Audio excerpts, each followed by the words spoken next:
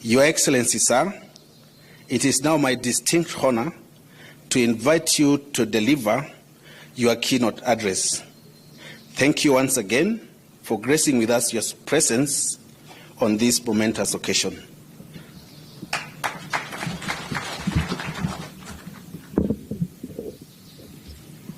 Thank you very much. Please, let's take our seats.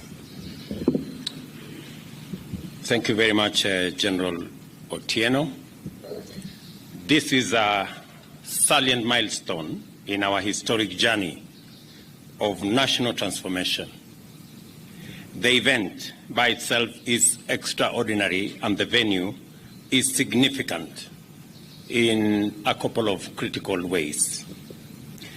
The commissioning of MV UHURU II is another encouraging achievement which demonstrates the rapid maturity of this sector and of our national shipbuilding industry, and highlights its dynamic capacity to undertake different important assignments and deliver various types of vessels in this emerging space.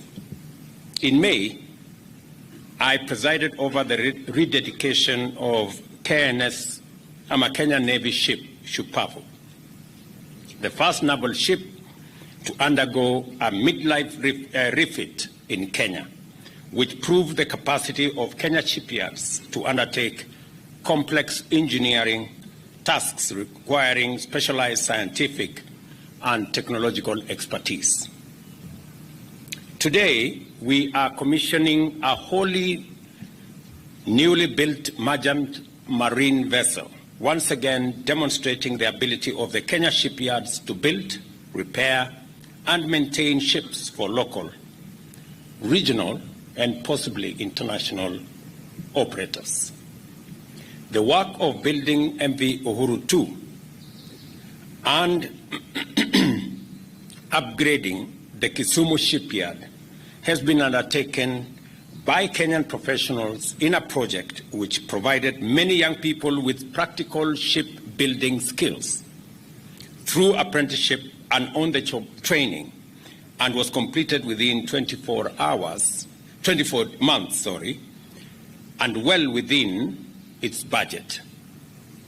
I must congratulate my predecessor, President Uhuru Kenyatta, for his foresight in coming up with this shipyard refurbishment. When one morning he asked me for us to visit Kisumu and see what the military could do, when we came here, it was a heap of dirt, wreckage, and old buildings. To see what we are seeing here today is phenomenal. And I must say, both President Uhuru Kenyatta and the leadership of our military, with a lot of foresight, drove this program to where we are today. When I took over office, it is among the first decisions I had to make when the leadership of the military asked me directly whether this project should continue and whether it was a priority of the new administration. And I confirmed to them that it should just not continue, that it should be accelerated. For these remarkable feats, I commend the entire Kenya Shipyards team for once again exhibiting admirable professionalism and the highest standard of skillful work. I am proud to note that the Kenya Shipyards is quickly emerging as a leader in high-quality shipbuilding for our local and regional needs. Consequently, the Kenya Shipyards have been contracted to repair and maintain ships for government ministries, departments, and agencies, including the Kenya Coast Guard Services, the Kenya Ports Authority, the Kenya Maritime Authority, the Kenya Marine Fisheries Research Institute, and private operators in the Indian Ocean coast as well as this Lake Victoria. There is no doubt, therefore, that the Kenya Shipyard is emerging as a center of shipbuilding and maritime excellence and is poised to become Kenya's strategic anchor in the development of our blue economy and all the resources associated with it. This event is therefore important as a critical component of the national agenda to catalyze the growth of the blue economy by channeling technology as well as local and foreign direct investment into a diverse industrial ecosystem with distinct clusters assembled around shipbuilding. To the extent that our bottom-up economic transformation agenda recognizes the blue economy as a vital component of a sustainable national economic growth strategy, shipbuilding occupies an essential place in national development. The place where this event takes place is also highly important. We can all agree today that the Nyanza region is going to play a leading role in the bottom-up economic transformation agenda, not only because it typifies our national potential as a country, but also because it is endowed with the capacity to make unique contributions to growth and development. The region is an undisputed leader in the production of crops like cotton, rice, oilseed, sorghum, sweet potatoes, and its famous crop sugar. We have invested in mechanization and extension services together with the revival of irrigation projects. Just 2 weeks ago, the Cabinet made a decision to contract another $40 million facility that would help expand the Lower Nzoia facility that covers both Siaya and Busia to extend an extra 20,000 acres of rice growing under irrigation in the two counties.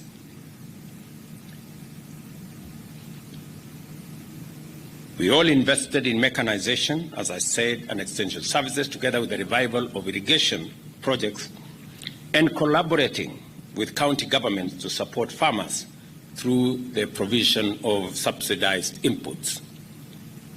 Yesterday, again, I was in Migori, and I did explain to Kenyans in Migori that next year we will equally be expanding the Lower Kuja irrigation program from the current 5,000 acres to 19,000 acres in the program that we have for next year.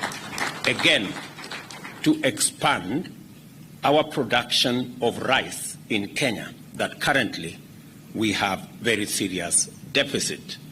And in fact, it is draining most of our foreign exchange earnings. This is why we are confident that an economic renaissance powered by agro-industrial revival is underway in the region. This will certainly lead to a renewed vibrancy of our ancient lakeside market, Kisumu or Osumu, where the communities of our region gathered to conduct barter trade of highly needed commodities. I was telling Professor Nyang' Nyong'o that the word Osumo, which means exchange of products and goods, barter trade in essence, means the same thing for the communities in this region. Kisumu means the same thing as Osumo. Kisumu in the Kalenjin language and Osumo in the language of this region. So we're all, it's quite an experience. Kisumu has not just been a center of activity for local communities, it has also served as a key regional port city which drives and is driven by activities within the Lake Victoria, the heartbeat of our East African region. Lake Victoria plays a primary role in our region's blue economy in terms of fisheries and the provision of vital transportation links between Kenya, Uganda, and Tanzania, keeping our regional community cohesive and in motion. Through its shipbuilding, maintenance, and operations capacity, the Kisumu Shipyard is set to provide indispensable support for regional economic takeoff of the Lake Victoria Basin by facilitating fisheries and maritime transport. By driving the regional economy around the Lake Victoria, the shipyards will therefore contribute to regional integration and the economic transformation of our region. Again, with our Ministry of Blue Economy, along this Lake Victoria from Busia all the way to Migori, we are establishing infrastructure, fishing infrastructure, landing sites along this lake region, 2 landing sites in Busia, 2 landing sites in Siaya, 2 landing sites here in Kisumu, in a place called Asat and in a place called Ogal here in Kisumu, 2 landing sites in Homa Bay, and another 2 landing sites in Migori, including in a place called Sori, where I visited sometime in the past. And this fishing infrastructure, complete with landing sites, cold rooms, common user facilities for processing, will not only enhance the economic activity around fishing in this region, but it will also add to our pool of opportunities, both for commerce and for jobs, and significantly contribute to our food security by making sure that we have more food from the resource we have in Lake Victoria. I encourage all county governments within the Lake Victoria Basin to identify and develop economic opportunities directly and indirectly arising from the shipyard activities and related infrastructure. As we go forward, I encourage the National Treasury and the National Shipyards to explore a public-private partnership model that will expand the shipyard's capital base and enhance its capacity to undertake larger commercial ventures in order to make a stronger contribution to national revenues, to create more job opportunities for our young people, and to transfer more skills and competencies, and also enable big companies to work with us in technology transfer. Technology and skills transfer is critical for the development of competitive capacity in such complex technical fields as shipping. The Kenya Shipyards has benefited immensely from the technical support made possible by its collaboration with Damen Koringen during the construction of MV UHURU II. And as has been said, we have 2 representatives here. Maybe I will ask the gentleman to stand up. We applaud them. A round of applause for these 2 good people. Their contribution has been immense. Thank you very much. The success of this project and the standard of the vessel we've just commissioned, is an excellent testament of the technology transfer and capacity building made possible by this collaboration. As the MV UHURU II sails the waters of Lake Victoria, it will be a symbol of our region's collective dream of a brighter future made possible through partnership and collaboration, a reminder that our journey towards economic transformation will require consistency and high standards, and prove that we can deliver above expectations. That is exactly what my good General Otieno and team have demonstrated to us.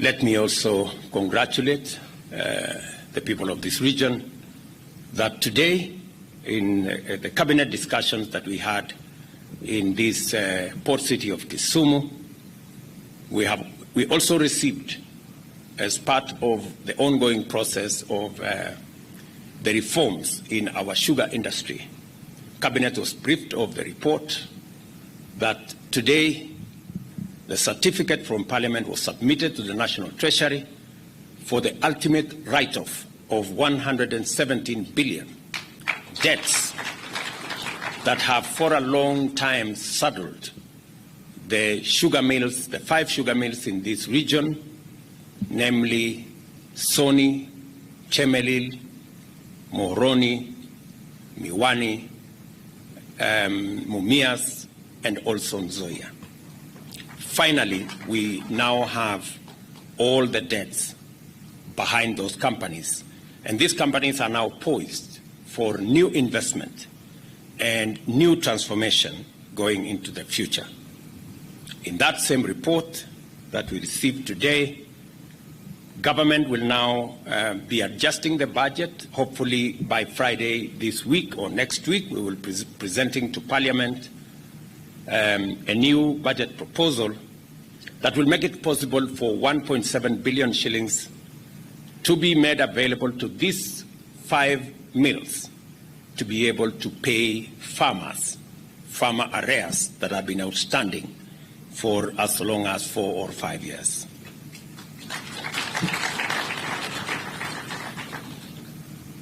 What is happening also will set the stage for a leasing program that will see these factories and the mills and the nuclear estates being used to transform and to provide the mechanism for us to turn around these facilities. And as I made a commitment that there will be no privatization of any part, and there will be the land that was contributed by communities and by regions will continue to be land that is that will be for the communities under the county, and that this time round the program will also make it possible for communities using either counties or any other agreed framework for them to benefit from the lease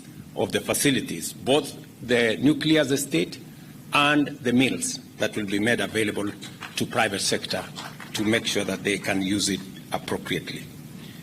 It is my intention that, unlike in the past, where nuclear estate and all the facilities put together by government are made available and they have no benefit, no accruing benefit to communities and to counties. That is going to change. Today also, we went through the final process of concluding the Gogo Dam end project that will generate additional 8.6 megawatts. And today, again, we approved an investment of $30 million in that project. And we have given a timeline that this should be complete in the next 24 months, not just to increase the contribution of energy from the western part of Kenya, but to also make it much more predictable and reliable. This, again, this investment will make it possible to stabilize our grid and to make sure that we have stable power for both household and manufacturing requirements. Among its many other things that we did is also to agree on how we are going to host both all the tournaments that we have, starting from AFCON to CHAN to SECAFA and to all the others, and to spread all these facilities across Kenya. I know Professor Anyang' Nyong'o is on record as making his position known as to where is the place of Kisumu in hosting these facilities. I want to confirm to you, Professor, that we have taken into account the place of Kisumu in hosting at least some of the tournaments that we have spread across the country. With those many remarks, ladies and gentlemen, I wish MV UHURU II, its captain and crew, fair winds and following seas as they do their part to keep the engine of our regional economy running. Thank you very much. God bless you, and God bless our great country, Kenya.